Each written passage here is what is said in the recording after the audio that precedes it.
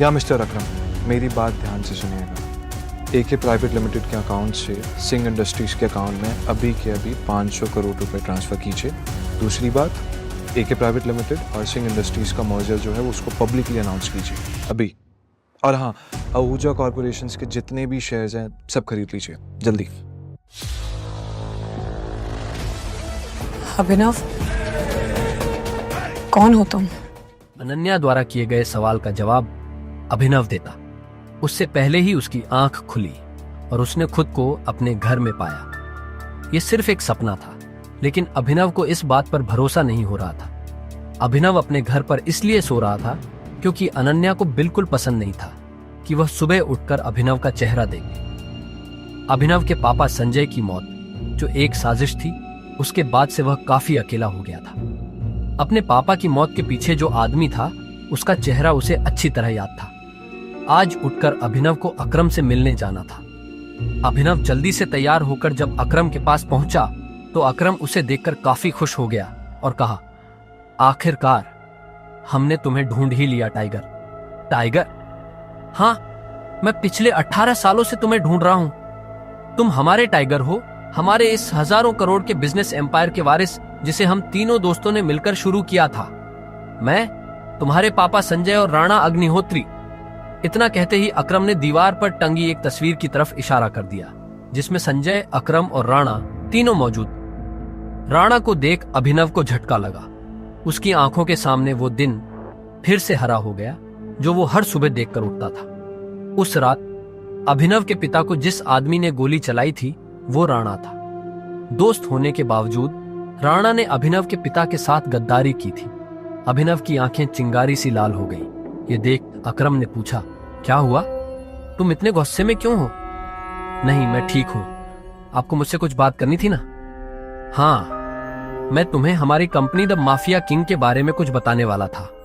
हम तीनों ने मिलकर द माफिया किंग को खड़ा किया था, जिसके नाम से पॉलिटिशियन, सेलिब्रिटी और इस देश का बड़े से बड़ा आदमी कांपता था। पर तुम्हारे पापा के जाने के बाद सब बिखर गया। इस बीच हमारे कुछ दुश्मन भी पैदा हो गए। उनमें से एक दुश्मन है दिग्पाल छिंगावत। वो सालों से तुम्हें ढूंढ रहा है। वो तुम्हें मारकर हमारा नामो निशान मिटा देना चाहता है। फिलहाल द माफिया किंग का सारा काम राणा का बेटा मोंटी संभाल रहा है, लेकिन अब से कंपनी के कुछ फैसले तुम्हारे हाथों में होंगे।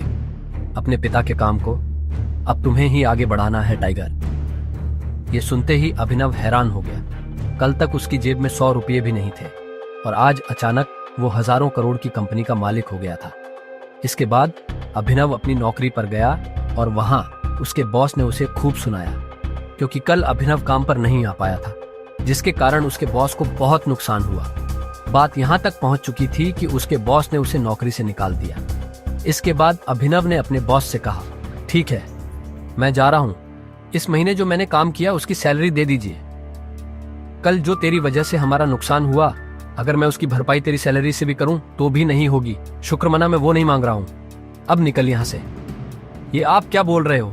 मैंने पूरे महीने काम किया है। एक दिन नहीं आया तो आपका 25,000 का नुकसान हो गया। मैं तब तक यहां से नहीं जाऊंगा जब तक मुझे मेरी सैलरी नहीं मिल जाती।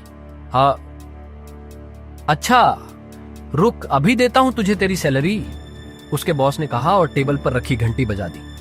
अगले ही पल कमरे का दरवाजा खुला और 4 बाउंसर अंदर घुस आए। उठाकर पटकाओ, बाहर इसको। बॉस के मुंह से यह सुनते ही वो चारों ने अभिनव पर धावा बोल दिया, लेकिन इससे पहले उनमें से कोई अभिनव पर हमला कर पाता, अभिनव ने उन्हें पटकनी दे दी। देखते ही देखते बॉस के सारे आदमी ढेर हो गए थे। बॉस यह देख हैरान रह गया था। अभिनव अब सीधा बॉस के पास आया और बोला, चुपचाप मेरी सैलरी दे दो। बॉस ने घबराहट में अपने ड्रॉर में से चेक निकाला और उस पर अमाउंट भरकर कांपते हाथों से अभिनव को थमा दिया। अभिनव ने चेक देखा और ऑफिस से बाहर निकल गया। इधर अभिनव जब ऑफिस से बाहर पहुंचा तो उसे एक अनजान नंबर से कॉल आया। अभिनव ने कॉल उठाया और बोला, हेलो हेलो टाइगर, अकरम बोल रहा हूं। हाँ कहिए। टाइगर, मुझे तुम्हें किसी से मिलवाना है। वो हमारे माफिया वर्ल्ड का एक बहुत बड़ा नाम है और साथ ही तुम्हारे पापा और मेरा जिगरी यार बलराज। मैं चाहता हूं बलराज को पता चल जाए कि टाइगर लौट आया है, इसलिए शाम को डिनर के लिए होटल सफायर पहुंच जाना। मैं तुम्हें एड्रेस भेज रहा हूं। अकरम के मुंह से बलराज का नाम सुनते ही हैरान हो गया। उसने बलराज का नाम पहले भी सुना था। इस शहर में बलराज का नाम बच्चा बच्चा जानता था और हर आदमी उसके नाम से कांपता था। ऐसे में अभिनव को भी उससे मिलने में घबराहट हो रही थी। जिस बलराज से वो घबरा रहा था, असल में वो उसी का बॉस होने वाला था। आगे की कहानी जानने के लिए देखें अगला एपिसोड सिर्फ पॉकेट एफएम के यूट्यूब चैनल पर, और द रिटर्न ऑफ टाइगर के सारे एपिसोड्स को सुनने के लिए डिस्क्रिप्शन में दी लिंक से डाउनलोड करें पॉकेट एफएम ऐप।